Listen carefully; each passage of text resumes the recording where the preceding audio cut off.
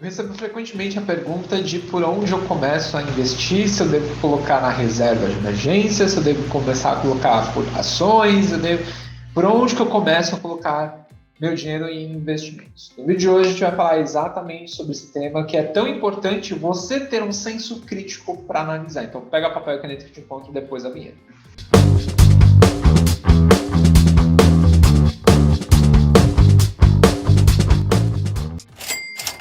Mas antes, criatura, de eu começar a falar sobre o tema desse vídeo e você entender um pouco melhor sobre classificação de risco, liquidez, entre outros temas que a gente vai abordar aqui, eu peço que você curta, comente, compartilhe, se inscreva aqui no canal, ative o sininho para receber notificações todas as vezes que a gente lançar um conteúdo novo, lembrando que a gente tem vídeo 2 vezes na semana, que você também siga a gente no Instagram, nós estamos com @equilíbrio-oficial, tá bom?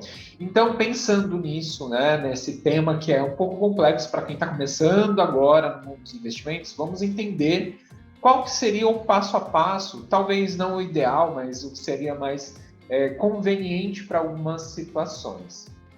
A gente sempre tem que ter o senso crítico de analisar a situação como um todo, não um investimento de forma isolada. Se você pensa somente em rentabilidade, é óbvio que é melhor você ir para a bolsa de valores, porque é o que se espera devido ao risco que você vai estar correndo lá dentro. Mas a gente precisa entender qual que é o foco por trás dos investimentos que você está fazendo e colocando na sua carteira também. Então, eu acredito que o primeiro passo que você precisa fazer antes de começar a pensar em investir é fazer um pente fino nas suas contas, nas suas despesas de todos os meses, fazer uma planilha de orçamento ou ter anotações aí que você saiba exatamente quanto que entra, quanto que sai do seu mês e falar especificamente quanto que você pode disponibilizar do que você ganha hoje para fazer investimentos. Então, feito esse pente fino, aí é a hora de você entender alguns pontos específicos. Você já tem reserva de emergência? Por que a gente fala isso? Tem alguns educadores, tem algumas pessoas que preferem colocar 100% do capital que guarda dentro de investimentos mais agressivos, mais arrojados, que é o que a gente chama aí de renda variável. O problema é sempre que isso faz parte da sua realidade. Você pode hoje correr esse risco de colocar 100% do que você guarda dentro de algo tão complexo como a renda variável, você tem oscilações de preço o tempo todo.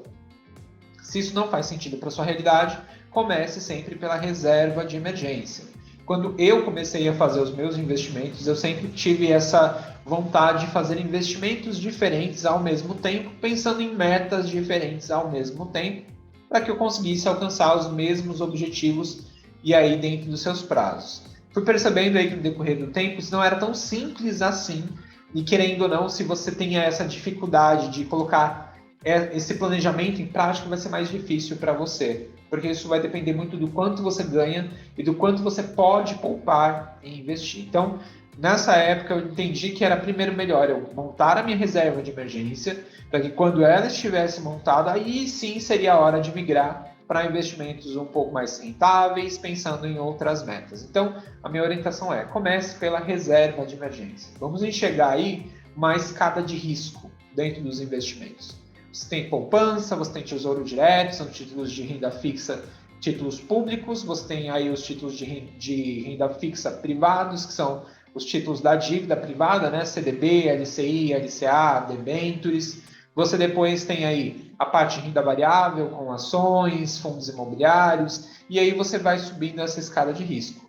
Entenda primeiro que você precisa pensar em reserva de emergência e qual que é a função dela. A função de reserva de emergência é proteger de 6 a 12 meses o seu custo essencial de vida.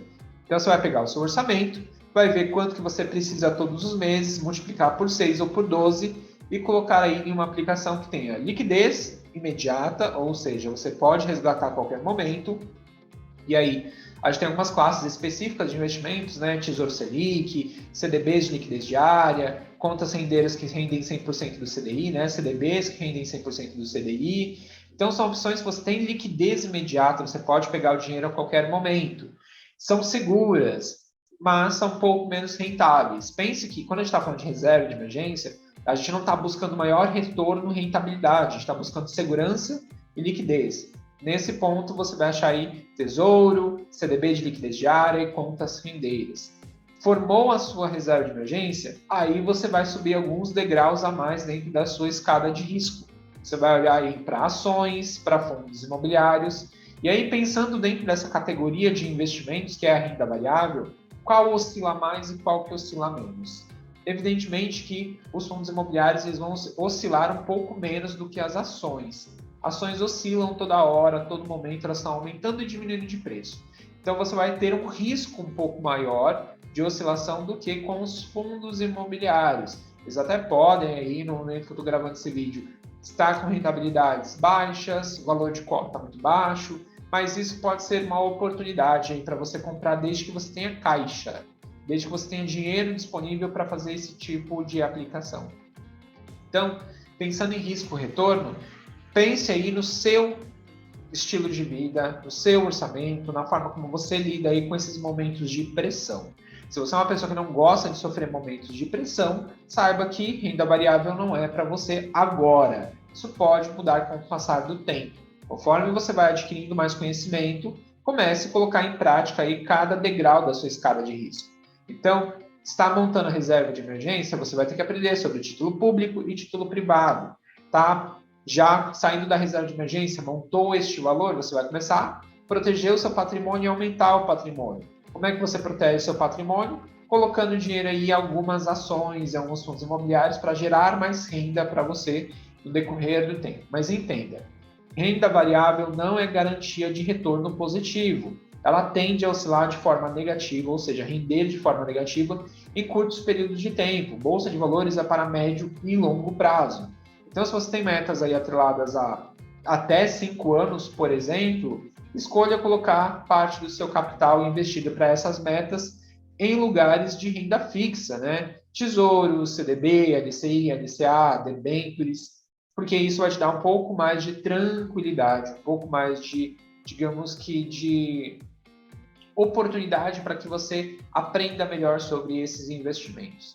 Agora, se você já está pensando em metas de médio e longo prazo, de 5 para mais anos, aí você começa a pensar também em reserva, pensando aí nas suas partes de renda variável, com ações e fundos imobiliários, tá bom? Então, basicamente, a estrutura é essa. Sente, monte o seu orçamento, veja quanto você pode investir todos os meses, pense na sua reserva de emergência primeiro, se apegue a montar este valor primeiro e depois que você montar esse valor, aí sim você pode migrar para a renda variável e colocar o seu dinheiro em ações, em fundos imobiliários e até se expor em mercado internacional, criptoativos, dentre outros tipos de classes de ativos ainda dentro da renda variável.